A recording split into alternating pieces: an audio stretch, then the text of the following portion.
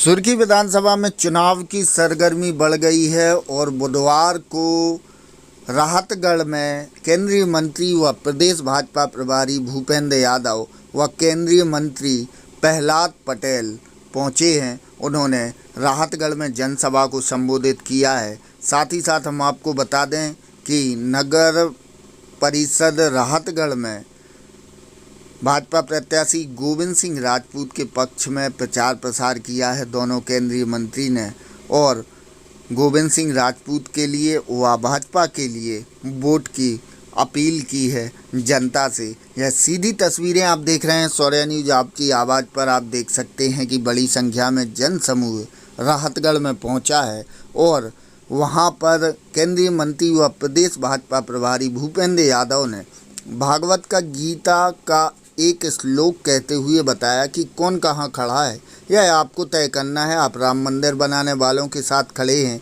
या राम मंदिर के खिलाफ बात करने वालों के साथ खड़े हैं।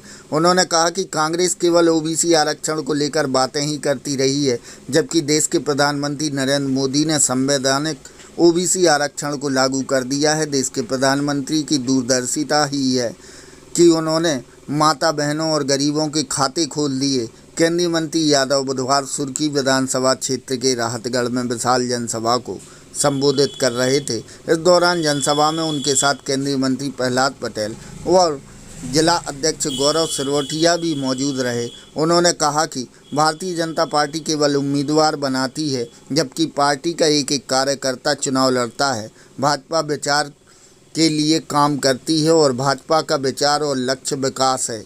हम आश्वासन देने वाले लोग नहीं, बल्कि हम काम करने वाले लोग हैं, विकास करने वाले लोग हैं। देश के प्रधानमंत्री नरेंद्र मोदी ने शहरों के साथ साथ ग्रामीण क्षेत्र का भी विकास किया है। भारत में भाजपा गरीब कल्याण का संकल्प लेकर काम कर रही है। वहीं जनसभा को संबोधित करते हुए केंद्रीय मंत्री प्रहलाद पटेल ने भी कहा है कि कांग्रेस के समय चुनिंदा लोगों को पाइपलाइन के माध्यम से पानी मिलता था। मैं जिस विभाग का मंत्री हूं, उसके आंकड़े बताते हैं कि देश में 70% से ज़्यादा लोगों के घर घर पाइपलाइन के माध्यम से पानी पहुंच रहा है। हमारा लक्ष्य है कि 2024 तक 100% लोगों के घर घर पाइपलाइन के माध्यम से पानी पहुंचे। उन्होंने कहा कि भारतीय जनता पार्टी ने अपनी योजनाओं में कभी भी भेदभाव नहीं किया है, सभी को एक सम्मान दिया है। हम 3 को दीपावली मनाएंगे।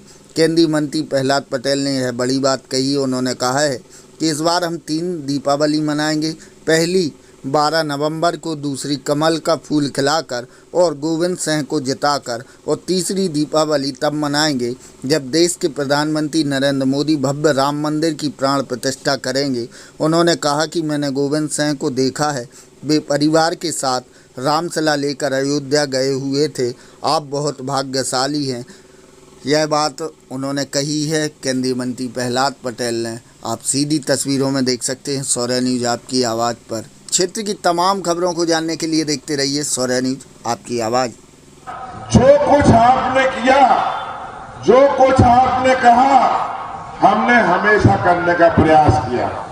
कभी हमने अपनी तरफ से कोई कमी नहीं रखी, न मान में, न सम्मान में, न विकास में, न काम में। ये जो नई तरक्की, नई शुरुआत और पारदर्शिता और गरीब आदमी का पैसा उसके हक में ले जाने की बात करी है, ये प्रधानमंत्री नरेंद्र मोदी जी का शासन है, जिसको हमने मध्य प्रदेश से लेकर के पूरे देश में किया। और इसलिए भाइयों, आज मैं और प्रहलाद जी साथ में मिलके भाई गोविंद सिंह जी के लिए जो वोट मांगने आए हैं, कमल के निशान के लिए वोट मांगने आए हैं, वो गरीब कल्याण के लिए प्रधानमंत्री नरेंद्र मोदी जी के नेतृत्व में मजबूत भारत के लिए वोट मांगने आए हैं। भारतीय जनता पार्टी विचार के लिए काम करती है। हम लोग जो संगठन में काम करने वाले लोग हैं, वो हमेशा कहते हैं, अभी अमित भाई कहकर गए थे जबलपुर में, कि भारतीय जनता पार्टी उम्मीदवार बनाती है, चुनाव कार्यकर्ता और हम सब लोग मिलकर लड़ते हैं। उम्मीदवार चुनाव में, उम्मीदवार कौन होगा? तो उम्मीदवार हमारा कमल है। हमारे पास उपलब्धियां क्या है? हमारे पास में विकास की गंगा है। हम आश्वासन देने वाले लोग नहीं हैं, हम काम करने वाले लोग हैं। और इसलिए मैं इस अवसर पर आपसे ये विनती करूंगा कि हम सब उस बात को बड़ी गंभीरता से लें